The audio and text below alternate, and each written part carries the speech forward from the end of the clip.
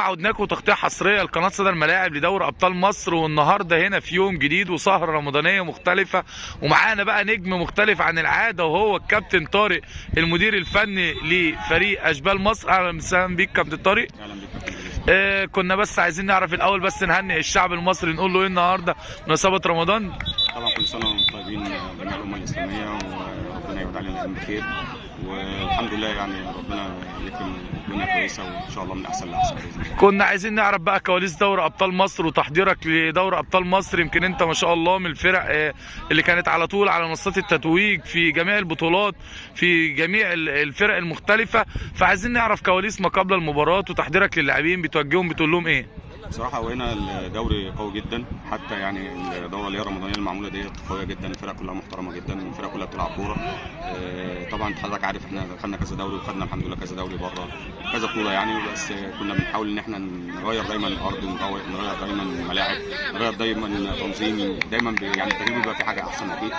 فبصراحه هنا الدوري حاجه منظمه جدا، حاجه ممتازه جدا، الملاعب على اعلى مستوى، كل حاجه ماشيه مظبوطه، والفرق قويه جدا، في احتكاك قوي، في منافسه قويه، كل حاجه مظبوطه الحمد لله تمام. النهارده كان في بعض العناصر ما شاء الله يمكن من اللعيبه المميزه اللي انت بتعتمد عليها خلال المباراه، كنا عايزين نعرف كده برضو بين الكواليس وبين الشوطين، كان في يعني توجهات لمعظم اللعيبه ما بين الشوطين، كنا بنحضر بنقول للعيبه ايه بين الشوطين؟ والله احنا طالعين الشوط الاولاني كنا غالبين 1-0، بس كنت حاسس ان في تراخي كده شويه، يعني ما قدرناش ان احنا نزود بالثاني والثالث عشان نقتل الماتش، وفعلا زي اللي كنت حاسبه لقيته للاسف ما سمعناش كلامي، نزلنا خطفنا جون وتعادلنا، بس الحمد لله قدرنا نرجع للماتش ثاني وان احنا نجيب جون الفوز 2-1، بس هو الماتش كان اسهل من كده لو احنا في الشوط الاولاني قدرنا نخلص بجون الثاني والثالث، بس للاسف ما اعرفش يعني واحد في اللاعب المصري ان هو لما بيجيب جون بيطمن ويبتدي بيلعب كوره بطرف، ما بيلعبش ان هو دايما ايجابي على الجون. شايف النهارده يمكن دوري ابطال مصر اللعيبه استفادت من خلاله، يمكن ده ما شاء الله ثالث او رابع ماتش خلال البطوله، ما شاء الله المستويات ابتدت تعلى، شايف بقى في انسيابيه في الفريق خلال الفترات الماضيه. شايف انت دوري ابطال مصر الاولاد يقدروا يستفادوا من خلاله؟ بصراحه استفاده قويه، بقول لحضرتك يعني لغايه دلوقتي ما لعبناش ماتش سهل.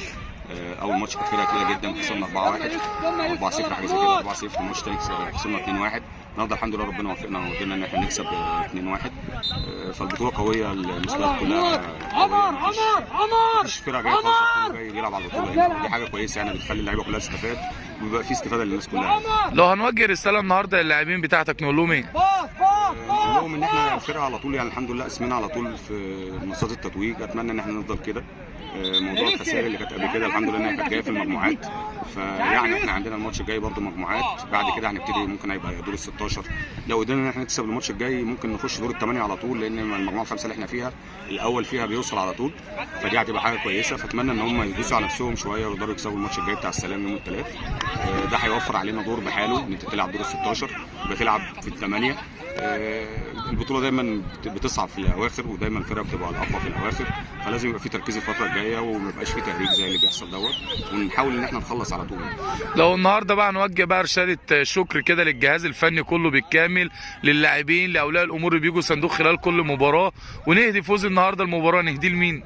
يعني انا بهدي اللعيبه كلها وللناس اللي معايا، عبد الله محمد حاتم اللي معايا، وبحب بس ان انا اخص بالشكر الكابتن محمد عادل، بصراحه تنظيم على اعلى مستوى، تنظيم على اعلى مستوى، موضوع القرعه ما تبقاش موجهه من اول يوم بيتلعب في البطوله، ده مش موجود حتى في كاس مصر في اتحاد الكوره، دي حاجه جميله جدا، الراجل ده فعلا لازم يمسك حاجه كويسه في مصر، راجل منظم جدا في شغله، انا عاجبني جدا الشغل اللي هو منظمه، وده يمكن من اسباب نجاح البطوله طبعا، وحضرتك التغطيه الاعلاميه بتاعتك والاداره بتاعتك في التنظيم، ودي مش مجامله، دي بصراحه حاجه يعني الواحد لازم يشيد بيها.